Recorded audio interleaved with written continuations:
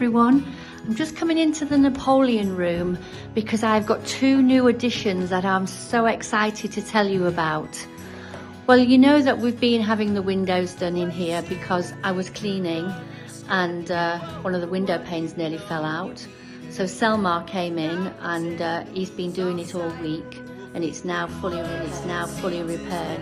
In fact, it looks great. He's put all new putty in and repainted it, and it looks like new. But I'll send you those pictures a bit later so you can see. This is what I'm so excited to tell you about. A friend of mine was in London and he'd gone to an auction, and he rang me and said, "Hey Sharon, guess what I've just seen? I've seen a statue of Napoleon, you know, like a bust." And he said, "Do you want me to start bidding for it?" So I said, okay, then how much do you reckon? So we sort of both said, oh, well, let's say £100, not euros, I'm thinking French here. So I said, no more than £100. So he rushed over to the auction on Saturday morning, and the bid started, and he rang me and he said, I think we ought to go higher. Me not really knowing sort of anything about this sort of thing, I said, oh, well, the max I'm going to go to is 120. So he said, okay. Well, to cut a long story short, we got it. I was so pleased, and he was also. He rang me and said, hey, guess what, we've got it. And then he came out to France last week, and he brought it with him, strapped in a safety belt so it didn't get damaged, and he said Napoleon is on his way back. So here he is in all his glory. But what I did find, actually, when I was cleaning it, it's got some information on the back. I don't know whether you can see it, whether the sun's shining and you can't. It's like inscribed. Whether it actually means anything or not, I don't know. But anyway, I'm just really pleased with it. It's done. And the other little thing I wanted to tell you about, which again, so pleased, the Marie-Antoinnette room. I went to a local brocante, not very far from here, and what did I come across but this, Marie-Antoinette. It was in such a bad way, and I said to the lady, oh, I just love that. So she said, well, I'm actually restoring it. So I said, well, I have a room called Marie-Antoinette and I think it'll look brilliant. And a couple of days later, she sent me a picture, and there it is. I was really happy with it. So it's in a place that looks beautiful, and it just finishes off the Marie-Antoinette bedroom. I have a very small one here, but it's nothing like the one that we have in the window. I bought this online quite a long time ago, but when you look at that, there's just no comparison. She did a great job of restoring it. So both rooms now are complete, and I'm so happy. I was so excited, to be honest, especially about Napoleon, because I think Napoleon is my favourite room. It's always held special memories. Don't ask me why, because it was such in a bad way when we moved here, but it's just lovely, this room. It's got beautiful views, and it's got a tree outside which is just so beautiful. I think it's a copper birch. In fact, you can just see a little bit of it now. It is lovely. I'm so happy with this room. Well, this is the dessert from last night, so we're all going to give it a little try.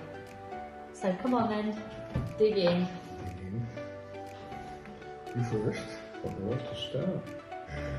Oh, it's quite soft. Alright. Oh, it's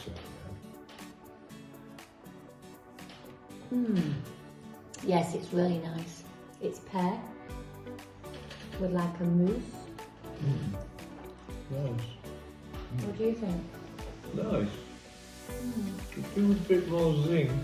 And there's pear inside. Well, Yeah, really good. nice.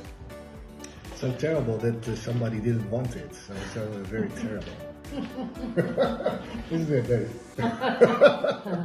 Well, I think this is a little strip. That's a little chocolate top, yes. Oh, you have to take that. No, I don't want that. Oh, I take it. It's actually served on like a shortcake biscuit, which is, yeah, it's nice. Oh, I'll definitely be buying these again. So you all think yes? Yeah. Because they were really surprised about it. Very nice. The middle is the pear. Yeah. This is the best dessert ever. Definitely. We'll definitely be going back. And I thought you'd made that yourself. Sure, you told me. We didn't say that yesterday. Now they know, but yesterday they didn't know. Good morning. I'm in the kitchen again, and can you believe it? I've decided to make lemon curd. And I'm actually travelling to the UK this afternoon, but I've got abundance of lemons because I made a display with lemons and I wanted to use them all up. And I knew that when I got back, they would all have gone off, so I'm going to make them this morning. So I've grated the lemon and now I'm going to squeeze them in the processor to start the lemon curd. Just getting ready to prepare the lemons. I'm going to squeeze them all now. Just going to juice them.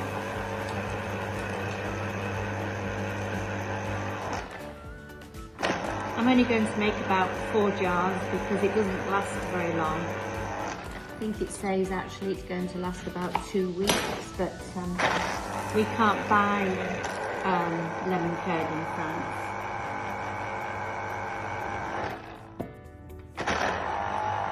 With the rest of the lemons, I actually just cut them in slices and I put them in the freezer. So we've got plenty of lemons to have with gin and tonics.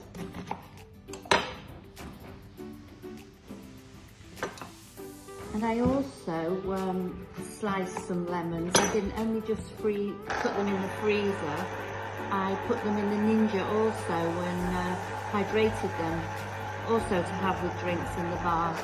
I did some oranges last night and they turned out really well.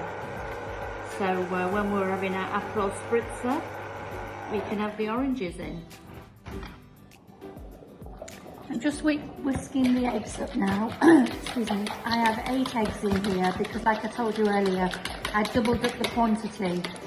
And I'm boiling the lemon juice, the butter, the sugar and the rind so that it all melts, and then I will gradually, slowly add the eggs and then hopefully get it in the jars.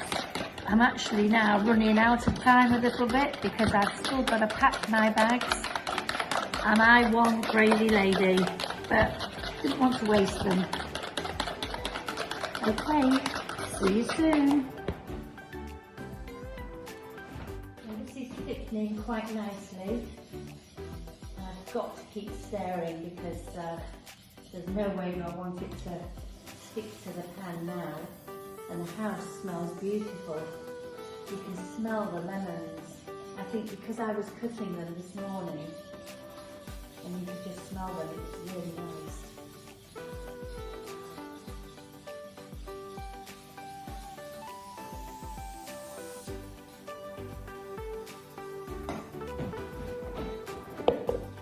Thickened, I'm going to sieve into the bowl to take some of the rind out that I use. I don't want too much in there.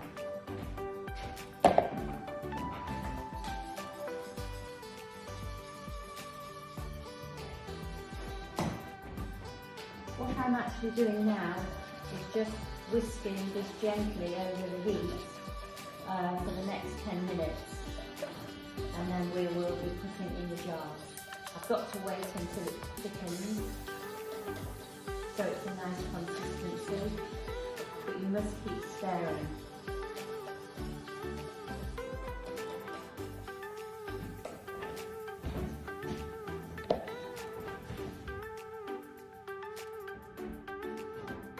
I'm so pleased I got up early this morning. I was up at 7:15. I actually had to get up early though because I had a guest for breakfast. So we had some lovely Swiss guests. They stayed last night, had a meal with us. and now they've gone, but I'm just getting everything sorted, and once this is put in the jars, I'll then be going and getting my case packed. Gosh, I must be crazy. But there we are. Chateau Live, eh? Here we are now, it's all finished, and I've done a little bit that was left over. Dave will eat later. Hope it tastes good.